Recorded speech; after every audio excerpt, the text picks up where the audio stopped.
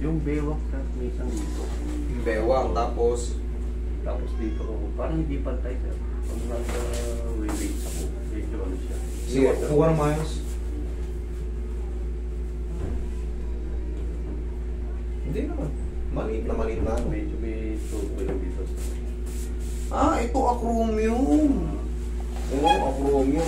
Sir, ito, ang explanation dito sa acromion, ang tawag dito, acromion clavicular joint. Ngayon, nasisira yan yung ligaments na nakakapit. Putol po talaga yan, yung buto na yan. Ang nangyari sa inyo, stretching ang tawag yan, stretching o acromion clavicular ligament. Hindi siya totaling napatid. Ang worst case scenario niyan yung ganito. Okay. Torn. Sa inyo, nangyari umangat ng konti. Nangyayari yan, kunyari kayo nasave lang sa bike, sa motor, or natumba kayo, pero yung mga suntok, iaano kayo, malakas na tulak, hindi yan bumibitaw. Lumalaro lang yan. Pero kung yung mabiglaan, o kaya nalaglagan kayo ng mabigat na bagay, pinakamano talaga dyan yung save lang sa motor. Nababaklas talaga yan. Pero wala kayong dapat ikapangamba rito. Ang magiging problema rito sa acromion clavicular joint, pag nagkaroon na ng stretching yan or nagkaroon na ng warning, pag nagbuhat kayo na mabigat, o sabihin natin nag-weights kayo, ngangalay lang yan. Mangangalay siya kumpara sa kanan. Mas mabilis siya mangalay. Siyempre, pag nangalay siya, abuti na yan. Mangangalay na isang bunga na yun. Pero, pag nakapahingi ng 1 linggo, 2 linggo, goods na naman yan. Ganun nga nangyayari sa akin. Yes, yun talagang may isang nag-weights lang. Hindi naman maanong weights. Pag nangawit siya, mas mabilis siya mangalay. Pero, pag napahinga, babalik na. Wala na naman yan. Pero wala kayong dapat ikatakot dyan. Wala kayong dapat ikatakot dyan. Kasi nangyayari talaga sa tao yan. Kasi nga yan, talagang may ligaments yan dyan na ano nga lang siya. Minsan, nagkakaroon ng ganyan, nagka-crack. Ay, parang yung mga ligaments natin, nangangapatid pa unti-unti. Pero dapat yan, pantay yan. Kaya pala sinasabi ni Sir, yung isang mataas daw, yung balikan niya. Yung pala, yung acromion niya umangat. Ito yung posterior view. Ibig sabihin, sa likod. Ito ang superior view, pag ano ang kuha niyan. Anterior, paharap. May ligament siya. Putol talaga yung buto na yan. Pero, may ligament siya nakakabit. Nangyari kay Sir, gumanyan. Pero safe yan. Wala yan lang. Dapat ikatakot yan. Kasi kahit i-adjust ko yan, hindi na yan hindi na yan Pero pag totally torn na yan, trapezoid, torn na conoid, operation. Master yung parang hindi pantay yung pa ako. I-check din natin. I-check din natin. Pag nakahiga ka na, doon natin malalaman yan. Pag hindi rin pantay ang ano mo. I-reset ko kasi katawan pag anong yung sa'yo hanggang balak.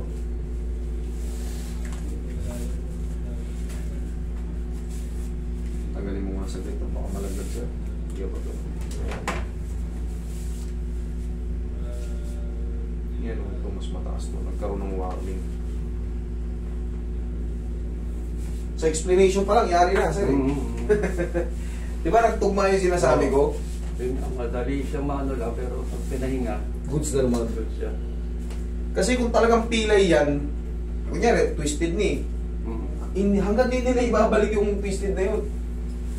Pilay ka pa rin, kahit anong pahinga mo, yung walking mo pa rin, ganun pa rin, masakit. Sa akin naman, Iba naman dito, kumano dito.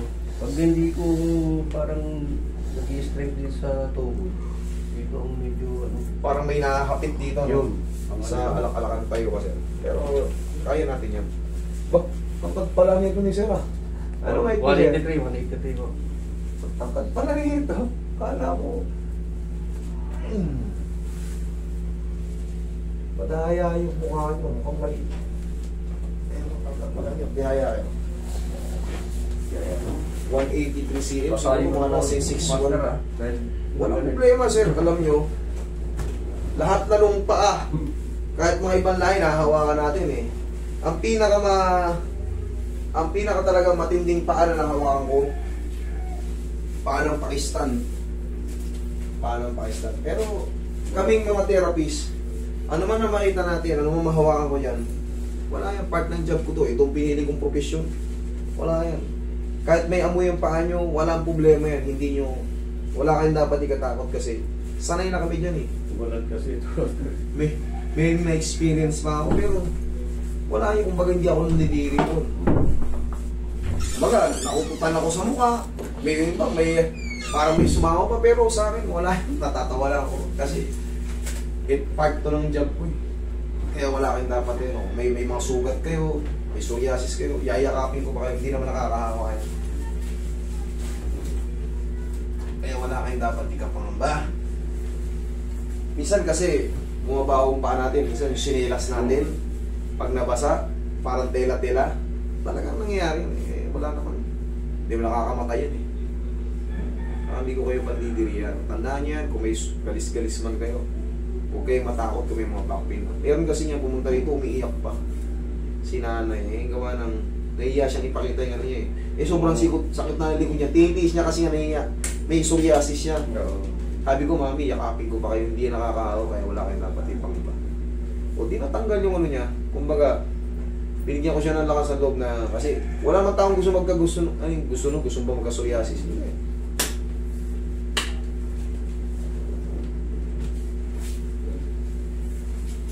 Kaya may mga sakit sa balat, pumunta kayo rito, wala kayong maano sa akin. I-encourage ko pa kayong maging proud. Mawawala rin naman yan, nawawala rin yan. Sakit-sakit mo. Pero kung i-discriminate to kayo habang buhay nyo nadadalhin yun, ba't ko kayo walang ganun? Tagilid ka, sir. Dito nyo.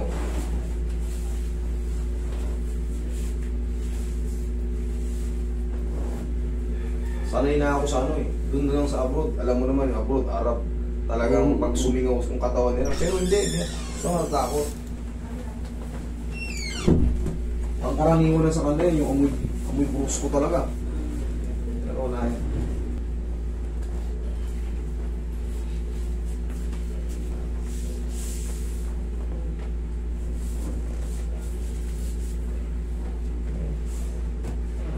Yan si Bukong.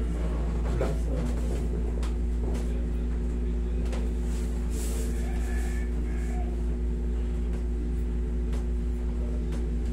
Hindi yan siya mag-CR dyan.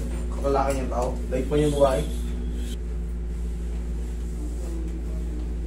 Ganun dati dyan, big bike eh, wala. Saan? Big bike yung forma. Hindi sa mga bahay.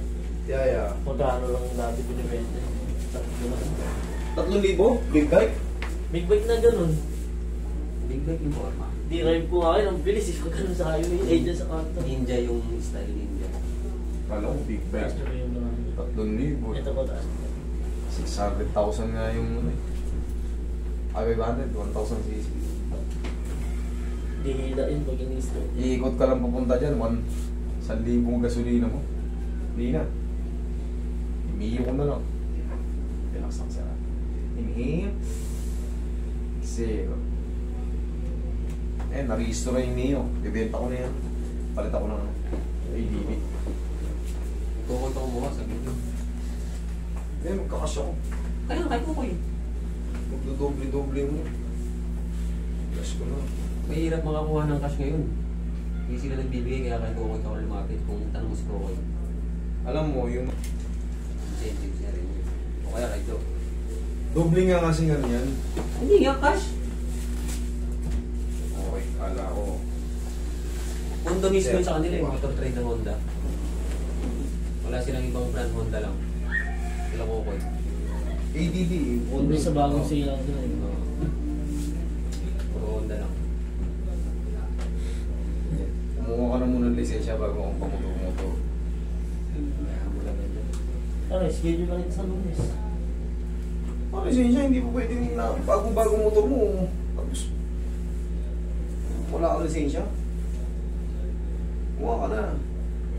Palakad mo na lang. Schedule ko nga sa lunes eh. Pagkano? Mahal kasi dito kayo rin, 4-5 eh. 4.5 ito ko siya. Student lang. Taka na kasi sinend ko sa'yo, 2.5 lang. Promo mo kasi. Eh, school May mismo tanong mo sila yan. eh. Alam mo, Tong, yung gagastusin mong ganun, kaysa naman na, maiimpawon dyan motor mo. Wala kang lisensya, wala kang rehistro, wala kang helmet. Bubugin mo yung pangalan ko eh.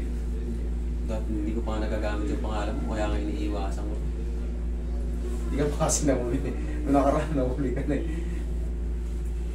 Nasa isa ko doon, nakisaan na kaya. Check mo nga sa mga ano mo. Yung mga...